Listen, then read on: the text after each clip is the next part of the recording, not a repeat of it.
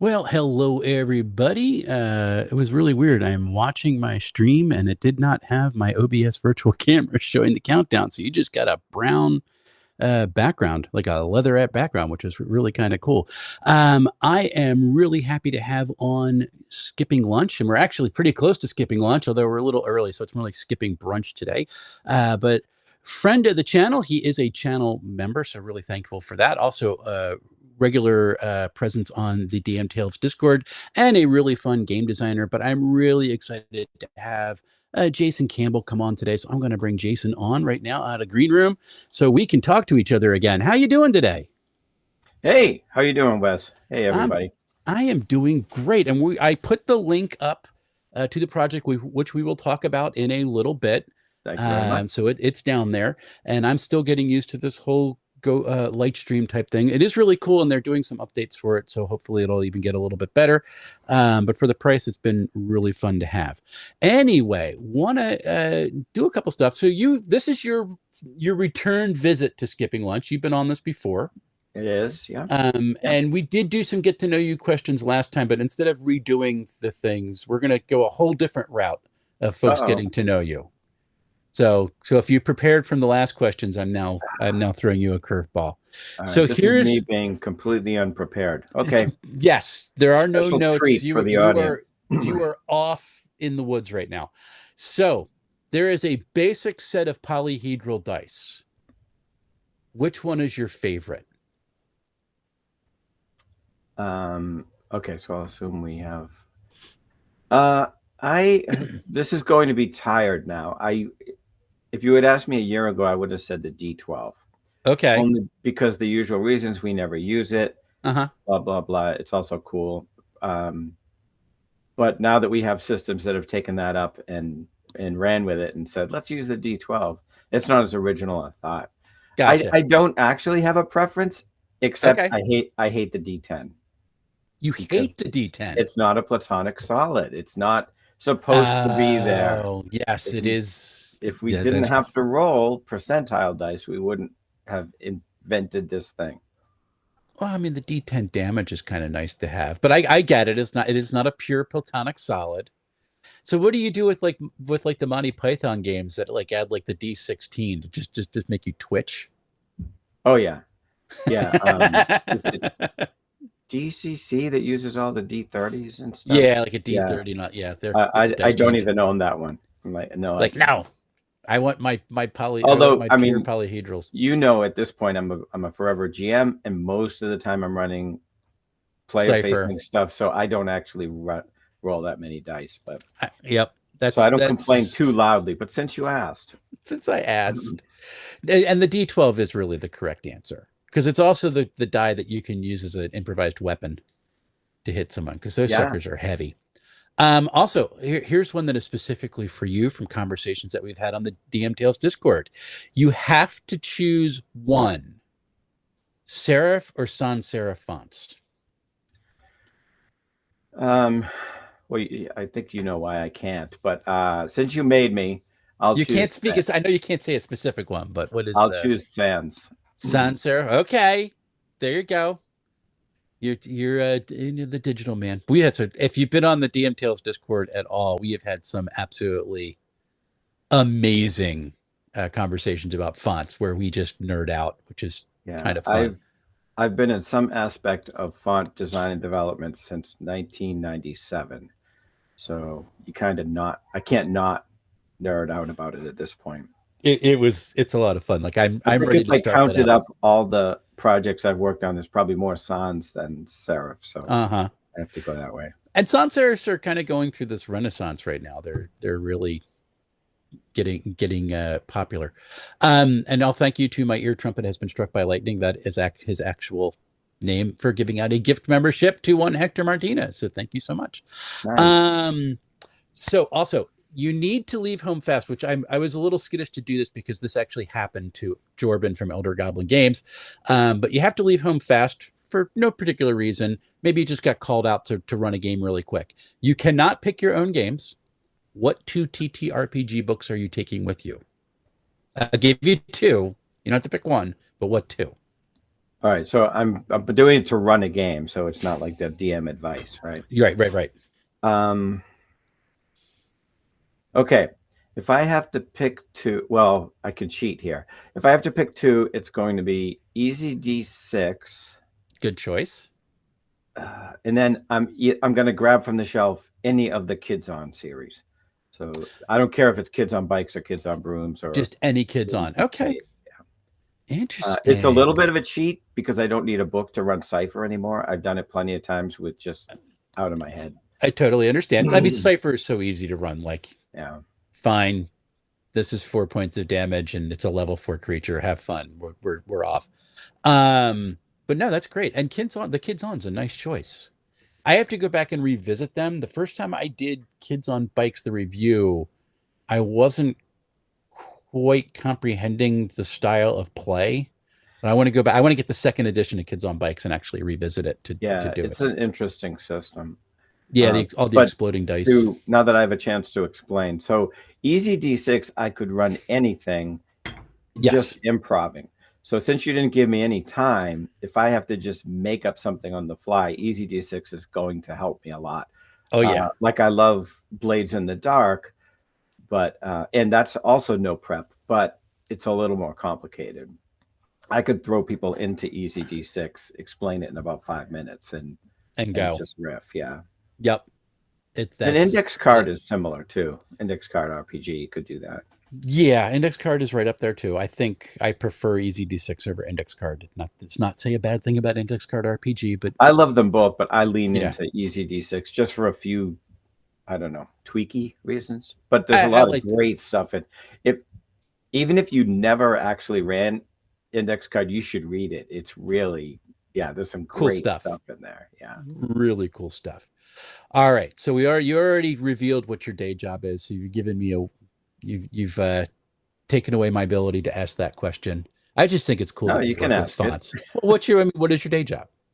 All right. So currently I am a project manager for Monte, the largest font company in the world. But since I've been doing this for more than 25 years, I've been at various times a designer, a font engineer, which, believe it or not, is a thing. QA person in fonts. I've managed teams. I've done customer support. So I've kind of done a little bit of everything at this point. Actually, the most time I've spent is at a font engineer, because you think of fonts being outlines of letters, but they're software. And there's a lot of code that goes into it to make sure that those little outlines look the way we want them to on screen. And so like a font engineer, like you're engineering like the kerning and the ligatures and not that often. Okay, so what are you engineering then? There's things that you don't think about that an operating system and a layout engine have to use. Like the font has to tell the layout engine, if I start the text on this line, how many pixels down should I put the next line? Okay. And those kind of settings can get trickier than they seem. In the old days, I spent many years doing hinting, which is coding that goes into a font and says, if I run out of pixels, what do you want me to preserve at all costs? Oh, okay. So, for instance, I've worked on, and this doesn't happen anymore because our screen resolution is so high now. Yeah, okay. But in the old days, you would run out of pixels. So if you draw a lowercase a, what we call a two-story A, that has a loop and then the circle underneath, right? You might run out of pixels, and that would just blob up. So I actually have written that top stroke to go over the bottom bowl and make a two-story A into a one-story A if you ask me to set it at like 5-6 point. It is amazing to me, and I always said this about printing, but just our display technology in general, how much of a hack it is. That was a complete hack. Yeah. But it ended up being its own complete language within fonts. Like we said, fortunately, that barely comes up anymore because screen resolutions have overtaken that kind of instructions. That's awesome. But now cool. You've got things like, so now we've been talking about fonts that are basically Western European. Right. But all of the scripts in India, of which there are more than 30, and there are more than 100 languages. All the scripts in India aren't that simple. You type in a letter, you get that letter. In any English, Latin, Western European language, you type in a letter, you get that one. Then after that, you put the next one. Right. In the same concept starts in most of these Indic scripts, but then it's like, wait, if I have these two, I actually want it to look like this third thing. And if I have these 4 things in a row, it should look like this. And so you have to program all that. Right. So you've drawn all those instances, but you have to program that to be contextual and say, in this case, that's really where the rough part of font engineering is. That's actually, and people don't even think about that, but that's pretty cool. Well, I don't blame people, but yeah, there's more than just Europe. What? Really? No. Yeah. For me, all the Indic scripts are the most interesting, but Arabic is really, really interesting too. Thai. Okay. And then Chinese and Japanese, which are simple to do layout, but you're looking at 60,000 characters in a font. So that has its own. How do you build that on a keyboard? We don't think about it because we're using physical keyboards we're using QWERTY keyboards that we're used to. But you can have virtual keyboards, and that happens everywhere. There are virtual keyboards for laying out Hebrew and but for Chinese and Japanese, yeah, you end up with contextual combinations a lot. But it's also the case that most, like if you were building a website for a company, there are 60,000 glyphs, but you won't need more than probably 1,200. That still sounds like a ridiculous amount. Yeah. But there are common things. There are ways you can say things in the most common glyphs. So there are really kind of crazy glyphs that just are rarely ever used. You don't need that word unless it's your name. But I can't the other thing that exists, and you probably heard of the words like kanji, and there are things to do, like we use borrowed language, like in the middle of English we use cafe, which is French in English. In the same way, there's a whole category of characters which are phonetic, so that you can pronounce something, that you can pronounce Campbell, you can pronounce things that aren't Chinese words. I mean, like hello has translated into like so many different languages, or hi. Things really that there's no translation for, like a company name, right? How would you, it's not really a word. How would you say that? And you can do that phonetically. So that exists too, which gives you multiple ways to spell a word, depending on if you know the actual word or if you know how to phonetically say it. That's awesome. I cannot imagine learning how to type. Well, I should say, I know a lot about how these things are designed.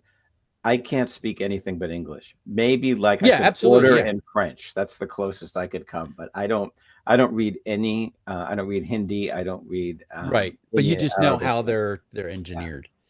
Yeah, it's fascinating. We have a Brazilian congregation, and I love them dearly. And they laugh at me when I try to pronounce Portuguese words. Yeah. And it's like, I can't say the word truck in Portuguese, and they always kind of chuckle at me. And the pastor finally looked at me, he's like, just say truck, it's easier. Because I have that American tongue that cannot. Yeah. Well, of all the European languages, Welsh is by far the toughest. Oh gosh, yes. If you don't know this inside and out, you'll never guess. Yeah, I mean, the way that the consonants are put together, it's absolutely amazing. Yeah. My ear trumpet has been struck by lightning, says the Chinese typewriter, A History by Thomas S. Mulaney. Thank you, there you go. Trumpet. Also, I love your icon for your account too, Trumpet. That's just awesome. So thank you so much. That's now in chat. All right, let's talk. If you are ever on the DM Tales Discord, this is the type of nerdy conversation that will often come up. Also, I try to cut it off, though, so it won't be this. It'll be less than this. Yeah, but you try to cut it off. People keep asking you questions because you have basically all nerds on the We'll Discord. put a thread in so you don't all have to worry. We switched with that, and then like comparing how dice roll math works. Like that's that's like alternating Tuesdays is just what happens, and it's completely by accident. It's just like, well, I'm interested in this today, so let's go. Let's talk about your game coming up. Can you? Sure. The game is 6 Gun. Is it Six Doomsday. Guns Doomsday or 6 Gun Doomsday? Six gun, right? Right. 6 Gun. I can't remember if I need to put the plural on there or not. So it's 6 Gun Doomsday. Please describe the setup. Well, we went quite a while trying to decide if there was a hyphen or not between 6 and gun, but there's a hyphen. There's a hyphen. Oh, I've been typing it wrong. I need to go. I'm not telling you a hyphen is right. That's just I had to make the decision. That's the way we went. Okay, the game is it's based on using Cook's Cypher system with a bunch of additions. The more we tested, the more things we added to it. Okay. And the genre is a combination of the Weird West that you see in other games and gothic horror, and it's also a post-apocalyptic setting. So all three of those things rolled into one. Just blended them all up. That's good. Yeah. The idea is that about 10 years after, well, 5 years after the U.S. Civil War and some other fictional U.S., there was a like world-ending apocalypse explosion called Doomsday. Okay. But it's not like a plague or anything like that. It unleashed forces like demons, devils, fiends on the earth, which destroyed 90% of the Earth's population. Okay. And the earth is now covered in fiends and evil spirits and all kinds of things. So most of the earth is wiped out. Okay. Which means no government, no manufacturing, none of those. So there's that survival edge. You're also dealing with these horrific elements which could come up at any time, and then you have Weird West. That the way pre Doomsday, there was an industrial revolution which started, but this industrial revolution went skewed a little bit weird. Okay. We didn't just have electricity and trains. We got eccentric inventors who have like steampunky things. Okay. So that's where the weirdness of the West comes in. Awesome. It sounds like a really fascinating setup. So you said it's based off core Cypher system. Do you need the core Cypher system book in order to run 6 Gun Doomsday? Yes. Okay. Or just pick up the SRD. That's what you need. Right. You don't need the book. You could use our friend Old Gus. You could use his version of the SRD. I need to get the link for that to stick it up there on the chat too. But so you at least need core Cypher system to run it. You have not created a whole new game. You're building off of it. So I'm going to switch this up then. Say, if you go to the Backer Kit campaign, you can find a free preview. That preview contains all the rules you need to run it. You don't need to own the Cypher. You don't even really need to read the Cypher stuff, because that adventure and the pre-gens, all the rules are there. It's more simplified. And if you want that, you can go, let me see. There's the link right there. Go down there. Now I'll make us small again. Yeah. So I'm gonna flip these two questions around then. So you said you've added a whole bunch of extensions to the game. What are some of the tweaks that you've made? And Anthony says, I had a chance to play it a few weeks ago. It was a ton of fun. Thank you, Cypher Unlimited. All right. Since Anthony threw it in the chat, I'll have to say the first one is there is a special mechanic for gunfights, for duels at high noon. And so it's important to know that this is not a historical reenactment. Obviously, well, for one thing, there was no gothic horror explosion in our history, as far as I know. That we know of. We've all been covered up, man. We probably forgot about it. No, but this isn't intended to be recreating the West. It is more along the lines of recreating those overdramatic Western movies and TV shows. Gotcha. From like the 50s, 60s, 70s. So to that extent, the mechanics of the gunfight are there so that you don't just roll 2d20 and see who rolls higher and you win. It adds drama to it. So it's a 4-phase battle where you try to deal with the sun in your eyes and the environment. You try to intimidate somebody by staring them down. You kind of threaten them as dramatically as you can. And all these early phases can give you advantages or disadvantage in the finally draw phase. Okay. So it plays out interesting. It's usually the favorite part of the play tests when people run it. And then you could hear the in the background. Yeah, that's awesome. That there's that. A lot of fun. There's also, so I guess we could talk about this later, or I'll throw it in now anyway, because it's go ahead. It's my show now, Wes. Sorry. So, anybody following Monte Cook knows that they've recently, in the last month or two, talked about an evolved version of Cypher, which is about a year away. Yep. And one of the things they're going to change is the way that damage worked. Yes. So I need to point out that in 6-Gun Doomsday, it has its own damage system, which is even simpler and very dramatic. Okay. So it doesn't use quite the version from the current Cypher, or, as far as I understand it, what they're going to release next year. All right. It's more akin to the Easy D6 system, in that you have a life level. You start out with like 6 life levels, and every time you get hit or take stress or do anything that would damage you, you just lose 1. And when you get to 0, you're done. Not necessarily done. That's another improvement, but probably done. When you get to 3, bad things start to happen. Oh, okay. Like what? Well, this borrows a little bit from the current Cypher system. So you start at 6. When you get to 3, spending points to apply effort is more expensive. Okay. When you get to 2, everything is harder. So every difficulty level is okay. Okay. When you get to 1, you're basically crawling around and hoping your friends can save you. So these are all cumulative effects at this point? So like it's 2 levels higher and it costs more to do it. Yeah. That sounds really fun. Yeah, it's a pretty bad spiral. You don't want to get down to 2. No, that would be bad. If you can help it. Also exciting, but also pretty bad. No, it sounds awesome. So when you get to 0, that's the other change, is the way death works. When you get to 0 in your life pool, you have a choice to make. Okay. You can flip a coin. Okay. Flip silver, which is exactly what it sounds like. You roll a dice and you have, let's say you do high and low. If you get high, you come back with 4 levels in your life pool. Okay. The spirits of life have smiled on you. Yep.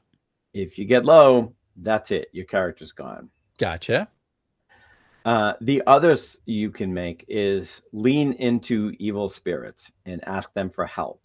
And if you do that, you will instantly come back with 4 levels of life, but they will haunt you and make things harder. And you can never heal. So now when you lose those 4 levels, you're just gone. You don't have that coin flip. You don't have any option.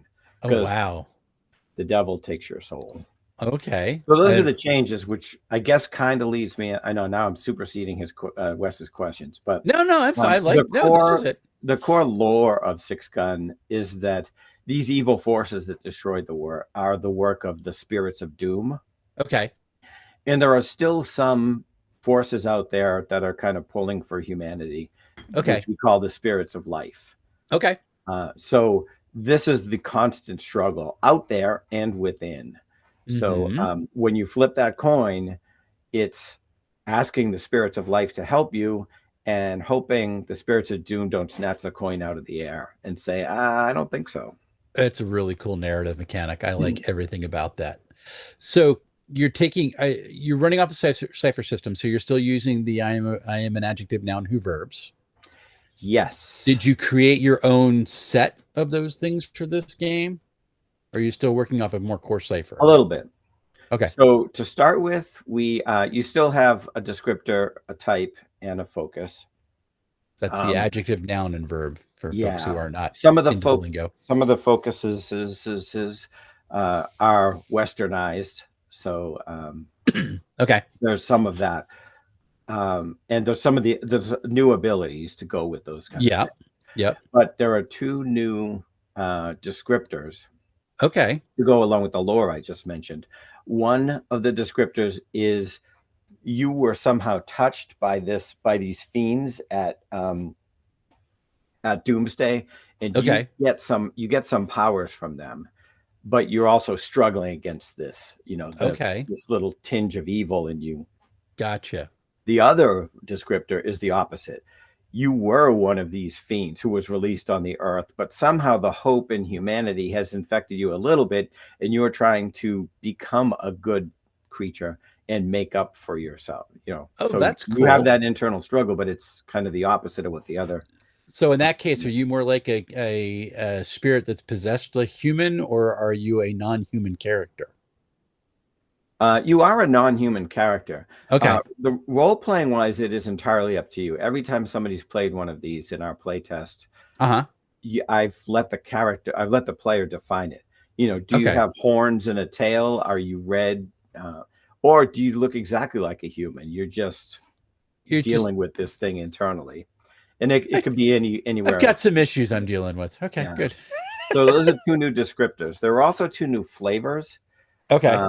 Because the adept is pretty much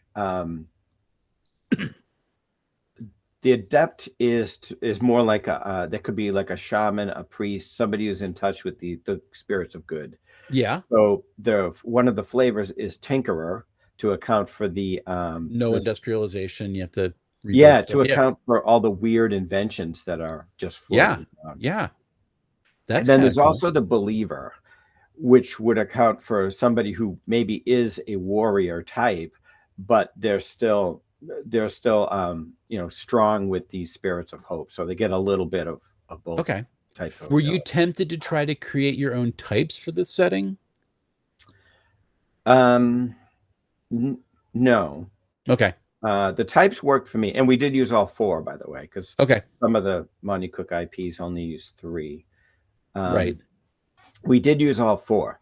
But what we did to make it easier to sort of jump in if you're not used to the Cypher, the pre-gens are this way, and this will be this way in the book too, that we created character profiles, what I call them.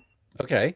So there are, right now, there are 10 common tropes that you could choose from. So there are things like gunslinger, gambler, there's a eccentric inventor, there's like a shaman, that kind Okay. of thing. But what they do is to get you up and running, it asks you three simple questions, like in English, like, are you are you quick and deadly accurate, or are you tough and hardy? And you just answer that, and on the Okay. character sheet, that'll give you two options. So Gotcha. you just circle what your answer is, and that'll tell you, oh, since you said quick and deadly, your speed is this, and that's where you get your abilities from. So if you're new to the system, you don't have to go through choosing every ability and Yeah. figuring out from 200 focuses. You could do this. You could do this. Just answer three questions and go. That sounds actually very similar to what they're trying to do with Cypher Evolved. It is. I think they've gone past that, and they're actually Yeah. going to say, "Hey, here's your shaman type." Okay. Well, actually, I don't know that they're even doing Weird West, but Right. for that, they're defining new types. Whereas what we've done is use the standard sentence system and just make it easier to start. And that Right. means that when that's the way the quick test, the preview is. But when the book comes out, you'll still be able to go through 100 foci and choose. You'll still be able to build it old school if you want. Okay. You could take the shortcut or not. You don't have to. That is really similar to what they're doing with Cypher Yeah. Evolved. So Yeah. And that is one of the issues with Cypher system is, and I think right before they came out with the character builder, I was like, I don't know if you can call the Cypher character creation simple. It's No, easy, but there's so much page flipping that it's it's and not simple. you get choice paralysis when Yeah. you look at the foci. You Mm-hmm. can, choosing a type is pretty simple. Yeah. Descriptor, Mostly they're okay. common terms. You can figure it Yeah. out. Yeah. When you get to I always say foci, so it Yeah, is an acceptable pronunciation in U.S. English. So, it is. I had someone explain to me like the Latin root in a comment one time, and I was just like, Nobody yeah, speaks Latin. Let I don't Wes care. say it however he wants. It's how I grew up doing. Yeah, when you get to the foci, because then and Yeah. Advancing a character, you advance with your tier in both your type and in your foci, and so it gets mucky. The character builder makes that so much fun. It is. Yeah. My players have discovered that they have used blank characters for their Numenera characters, and they've started doing all their sheets in the character builder for Oh, that, cool. because they just put it all in by hand and it works fine. He's like, and I can do this and it automatically updates that. That's fun, guys. Yeah, you can do that if anybody's out there playing Old Gods or something. Yeah, you can put all the You stuff in there by can't hand. add abilities into the system, but you can build your character with the system and edit it. Yeah, You and do just whatever you need. do it by hand. Blank character, put it all in, you're fine. And if it exists, because there's a lot of stuff that's in Numenera that's in Cypher system, and they're just renamed slightly, and they have the exact same effect. So if it exists, you just type it in, and that's especially true of Old Gods. Less Yeah. true of Magnus Archives, but yeah. Mm-hmm. I'm looking forward to them bringing the IP stuff in, so it's just a matter of clicking and running. Where do we go from here? So okay, so so last thing, and this I'm bringing this up just because I've seen a bunch of Weird West products that are coming out in the recent past. Cypher System had their stuff, and then Peter from Tales from Elsewhere is bringing up his Clockworld game that I got to play in the setting using nuts. So there's this resurgence of Weird West stuff. What is it? What about Weird West kind of sparks the interest of your muse, that this is something that drew you in? Yeah, I probably would not have created a Weird West adventure or setting on its own. It's okay. And it still is the hardest part as a game designer for me, was as I'm writing, every time I dive into, Western and then this and then this, I'm trying to rein myself in and say, but also it's horror and it's post-apocalypse. Right. And then if I lean too hard in the post-apocalypse, I go, what about the cowboy? Okay. It's a real juggling act. But okay. Yeah. In fact, for me, the whole thing started from my local group, where local game store. We have a group that plays we just rotate GMs every week, and we play different systems. So whatever that GM wants to play. So awesome. I wanted to try out Index Card. Okay. And I was like, you know what? It doesn't matter what setting we use. And I threw out a few settings, like, you guys want to play like Weird West or post-apocalypse, or I forget what the third one was. And it was a tie. So I said, all right, I'll mash them all together. I'll do post-apocalypse and Weird West, but the apocalypse will be like horror. And, it was fun. And I think the general idea was, the feedback was, Index Card's pretty good. I don't know if I'd play it very much, but that setting was awesome. Okay. I kept building on it. So, and I've run the thing in at least 3 different systems now. And every time, that's the feedback I got, was that setting is cool. So for me, I'm trying to, I don't think I would have done a straight Weird West. Okay. And, most of the Weird West have like skeletons and and bad guys. I always kind of link Weird West and horror for some reason, and I think that's because anytime I've been introduced to the genre, that's been the mashup. And then post-apocalyptic seems to be popular right around now for some reason. Yeah, I can't imagine why that would be part of the social zeitgeist at all. Yeah. It is interesting, and those two things fall together too, because post-apocalypse, right? You're worrying about everything because everything is hard. Yeah. And by the same token, so many horror games are want to be deadly, right? Yes. Well, those two things dovetail perfectly. It all goes together for a stressful, fun evening. Yeah. It is absolutely. I love that mashup, and I'm not really a Western guy, but for some reason, when you mix it with all that other stuff, it comes in. And that's actually one of the genres that I think I could run from the index card RPG is their Weird West, because it is a post-apocalyptic horror Weird West. If folks haven't read that part of the book, it's really well done. All right, let's talk about your campaign. I know I'm trying to keep you under an hour because I know that we're a little pressed for time this morning. Let's talk about the campaign. You are currently raising funds, as the link down there says, on BackerKit. Yes. So what is the goal to fund this game? You mean the literal goal? Yeah, what's $2,000, or why are we looking for the money? Well, we'll talk about that in a second. So we're trying to go to your $2,000. Where our goal is 2,000. Oh, this is a good segue. Thank you, Wes. Our goal is 2,000. Today we are at 1,345. Yes. Which means we still have a way to go, but it's definitely within shooting distance. Weird West. August 29th. So we've got another 2 weeks. 2 weeks. 2 weeks to get $700. Let's go. Yeah. So, but I'll take this opportunity to announce a stretch goal, which we haven't talked about before. So you realize you just checked off like 4 of my questions. This is great. So exclusive to Wes. So there had always been the idea that we'll add more adventures. So if we can get to 2,500, we'll add another adventure. This is an event for the CU fans. This is one I was going to run at CypherCon and I can't because it's not. Well, anyway, life happens. Well, my niece is getting married across the country, so life happens. Yeah, it's all good. It's all good. Anyway, so we're going to add that adventure, but everybody who's backed at any level, if we get to 2,500, can create an NPC which will include in that adventure. Oh. And by creating an NPC, you can do as much or as little as you want.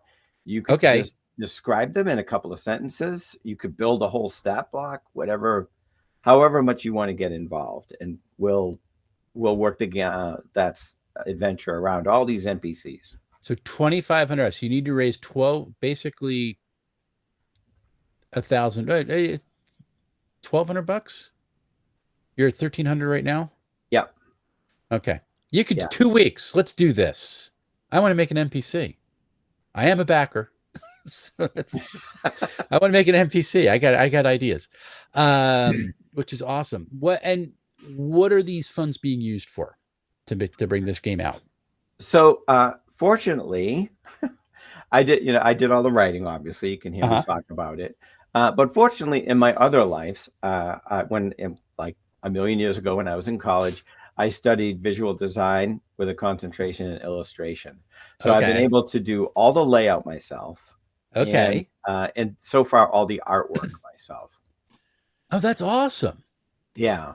Thanks. I mean, thanks. Not yeah.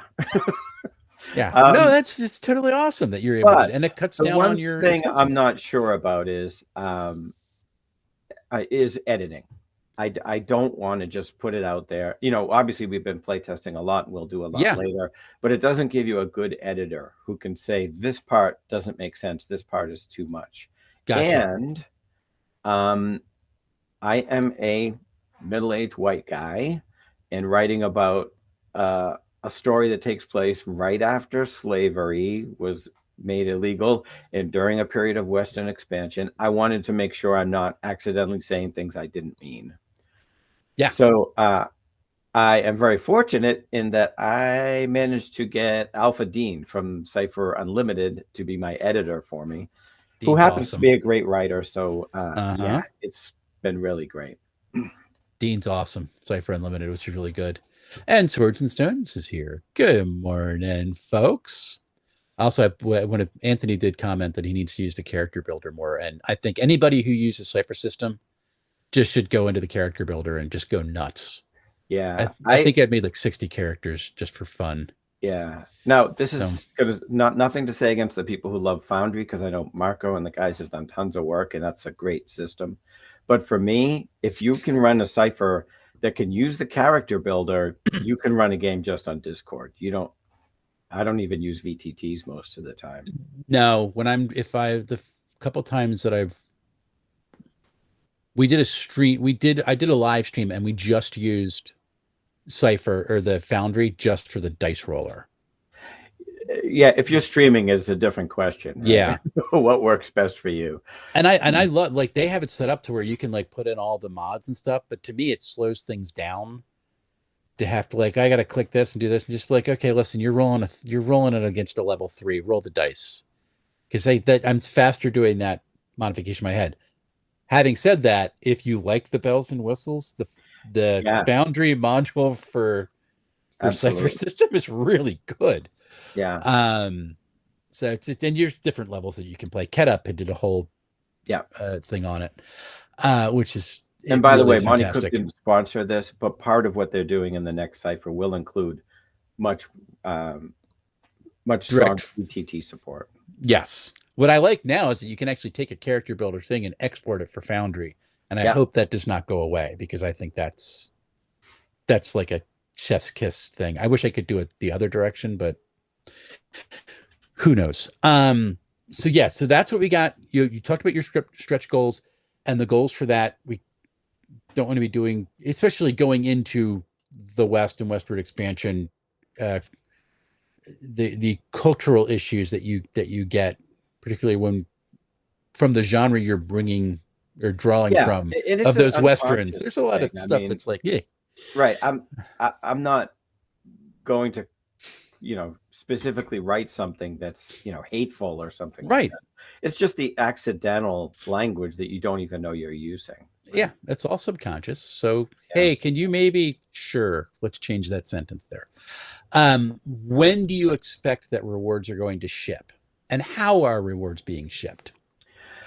Okay, so this project is print on demand or PDF.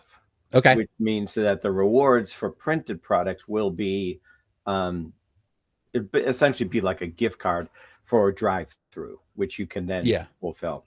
So it's basically a print at cost type thing, and then you get so pay for shipping. To underline the bad news, you'll end up paying for shipping, because we can't really anticipate or cover that. You pay for shipping anyway on a yeah, that's true. Most places you do pay for shipping, so it's not a problem, especially now. So it's a print on demand product, so everywhere from like the hardcover down to just the PDF level. But we're still writing, so I expect this will be beginning of 2026. So January we should be done playtesting, editing, layout. Gotcha. And then, because you're not waiting for like ships to come across the pond, right, and then get a tariff bill. Yeah, the print on demand and PDF should be released at the same time. Cool. How many pages are you anticipating this is going to be? Yeah, it's getting longer. I was thinking around 140. Okay. It could get more. And is the bulk of that like the adventure stuff going in, or are you just getting more with the descriptors and flavors that? It'll be the adventures. The adventures is half of it or more. Okay. Because that's the principle. In fact, the adventure as now is a single long story broken into 6 acts. So you could handpick any of those and play them as a one-shot, right? Or they're essentially one-shots with a throughput. It's not like a campaign arc is what you're creating. Yeah, that's kind of cool. And there's other stuff in there too, which I didn't have time to. But there's also never enough time. I said you need the Cypher book, but we're going to put all the ability, like all the focus, all the abilities, that kind of stuff in the book. So gotcha. If you know how to play Cypher, generally speaking, you probably don't need the Cypher rule book to play it. because all the character options will be there. All the monsters will be there. Gotcha. All kinds of new ciphers and artifacts. Yeah. Oh, I didn't even think about that. Like, how are ciphers manifesting in this game? Are they going to be more physical, or are you going with the more, what's the type of cipher? The subtle cipher. Subtle cipher. Thank you. I don't know why that word just doesn't. There's both. There's a lot of devices because of that whole steampunky tinker vibe. There's a lot of weird devices up there. And I should say, this just happened in a playtest the other night, that a lot of them are up to the players. Like, one of the characters, who was an eccentric inventor, had a light weapon, and it was just a light, funny, weird mechanical weapon. And I just let the player decide exactly what that did. Right. It does 2 points of damage. Go. Yeah. But a lot of the ciphers are subtle ciphers because they're the spirits of life helping you out, right? That you suddenly, you can suddenly it manifests as, I have this ability of telekinesis, and that's why you have it as a one. Because when the spirit of life has taken notice of you, and you can. Yeah, that's actually pretty cool. So you've really woven it into the narrative very well. Yeah, which is nice. But you also have that cool opportunity for artifacts that have been touched by that eldritch style, which is neat. I don't want you to give away plot points, but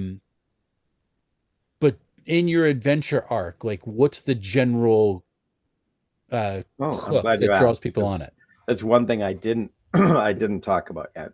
So the larger adventure arc is a young indigenous person who has lost their clan. Okay. And you're trying to help them find them, and you find it as you go along in these clues. So that person is an NPC which follows the party. Oh, okay. But the players have a certain amount of control over that NPC. Like a kids on bikes situation with the power of individual. Okay, gotcha. Exactly. So you do have that. Generally speaking, that NPC isn't going to save the day for you and kill the bad guy. They mostly have help actions, but you can do that. And then there are different mechanics involved, like one of the GM intrusions is, no, for right now I've got him, and here's what he does. And then you can take control back with by spending an XP. And oh, that's cool. Is there, for GM, I don't want you to have to give anything away, but are part of the GM intrusions, because this is such a tainted world, is part of the GM intrusions like, no, suddenly he's working against you for some strange reason? It could be. Okay. This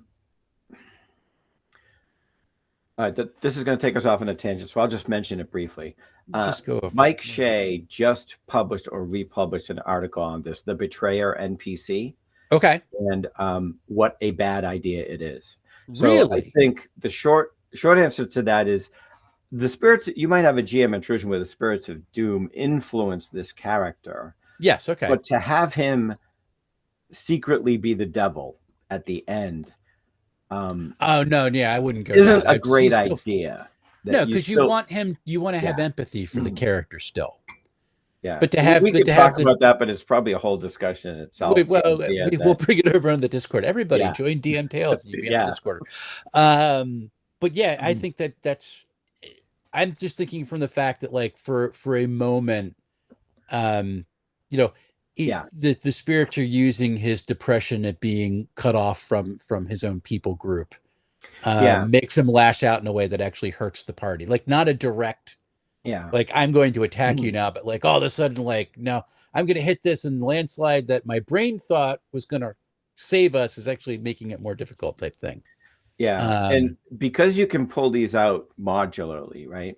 Yeah. At the beginning of every act, it sets the scene for you. Like, I think you could even roll a die to say the PCs start this hungry or lonely or whatever, and by the same token, the NPC starts at a certain place, and at different times, he may be excited or, you know, Happy, anxious, depressed. Yeah, or yeah, yeah. things I like like all that. that. So it'll affect how he plays during that act, basically. And That's he has a cool. goal in every act. So there's this is what he needs out of this act, and Okay. the players, the You're player steering character forward. can, yeah, look at that. Awesome. All right. Couple from Chad is Dave from Grimwood Games is here. Hi, Hey, Dave. Dave. How are you? He said we're two of his favorite people, which I'm touched by, but also pointed out that this is a great setting because he played it during Crit. So I wanted to give you a Oh, shout that's out right. for your Thank you. Anybody Crit next year? Come around. Look for it in the spring. That was It's a absolutely fun. great online tournament. Yeah, I'm a tournament Is convention. there a link to the Discord? I keep it private. You should have Trumpet. You should have gotten a link to it. I will. I'll put it on a members only post after we get done the stream here because I try to keep it private just to keep the bots out because the bots are getting terrible on Discord. It's really bad in some servers. Yeah, but anybody who is a member of the DM Tales channel, a coffee contributor, should get a link to the Discord. Sometimes it does not work. So I'll put out a post for members only that you can join the Discord after that. So thanks for asking. And Trumpet, I would love to have you on because you're awesome. All the coffee contributors are great. But so, and now my brain went like that. Oh, that's right. So you had 6 acts going forward. Yeah. And there's 6 kind of one shots, which is fine. And there's an arc to it. How much can the players change the track as they're going through it? Is this a straight railroad, which ironically would fit for a Western style campaign? But what is like, how can they change the arc a little bit? Is it possible? Yeah, it accounts for that, but some of the scenes are set in very specific places. Like there's one whole act that takes place in the railroads under the mountain. So if the players don't go that way, you just skip that act. Okay. Okay. But it accounts that the 4th act doesn't pick up exactly where the 3rd act ends. So you can insert stuff. Right. Okay. So it can take as long as you want, and there's no geographical map. Okay. So you could add things or subtract them if you want, because of the specific set. And I don't want to give some of them away because they're not as obvious as a tunnel through the mountains. Yeah. But because of the environment, it kind of assumes you have to take this. Right. Okay. Yeah. But I like that you've left gaps to where, like, no, when they wanted to do this, so now the narrative's going over here, and we'll just hop in, which is how an adventure arc really should work in general. Yeah. Do you give tools for folks in there for how to build adventures for this setting? Yeah. We've framed it. The book is built around this adventure, but as I've already talked about a lot of the lore behind this, it clearly could be a setting beyond this one adventure. So there's a lot of that in there. Cool. What are I think there are some particulars about these 3 genres that we're trying to mash up that if you wanted to, we'll have some advice in there about, by the way, don't forget about this and this. Cool. And in particular, this is another subject entirely, but I picked gothic horror as opposed to other horrors. And in popular culture, there's a little misconception about what that means. So there's a little bit of my voicing. By the way, here's what we're going for here. Okay. So I'm going to ask this in a second. Swords and Stones, you have great insights and you're always welcome on the Discord, but you can get stuff from here too. I just wanted to don't put yourself down. You're awesome. So what's your interpretation of gothic horror that you think the misconceptions are? Well, I think our interpretations, and us being mostly US, right? I guess, I don't know. But we think of gothic horror traditionally as mostly the black and white Universal monster movies. Okay. And that is very true that most of those were gothic horror. But if you're interested, go read everything Poe ever wrote. Go read The Picture of Dorian Gray, this kind of thing. That there are the tropes of Gothic horror, and they do have to do with spooky dark castles and things like that. Right. But where the horror comes from is very different from like a slasher movie or a Godzilla movie or something like that. In that, in Gothic horror, a lot of the gloominess and the eeriness comes from you. That there's a lot of the tropes of like survivor's guilt, things like that. There's a lot of existential dread. You don't need to create a character with a horrible backstory and just mope around all day. But that's that kind of situation where the horror is as internal as it is like a treant attacking me or something like that. Awesome. I think that's a very good insight. All right, we're just about an hour. I want you now to give your pitch, say a 2-minute pitch or less or more. It's your show now. Why should people back this product? Because they should back this product. People should back this product because it does combine these three genres, which are great in themselves, but you could do just really interesting, really unique things with this. You'll be surprised all the time. It does introduce lots of fun mechanics. The death mechanic, you're flipping a coin. The duels where you're gunfighter. We're really recreating some fun and dramatic things here. And you can use these tools. They're in your gun belt for you to use as a GM. And the NPC that the players can use, it definitely pushes any game where the players are there to create as much as the GM. There's a lot of that kind of option where the world exists, but it's also malleable and everybody in it affects it. And that's the fun that we're really going for. Is let's just see what happens. Let's see what kind of stories we can create together. Awesome. So yeah, folks, please go do it. And I'm going to make this size real again. So the link is right there. I'm hitting my mic. It's right there.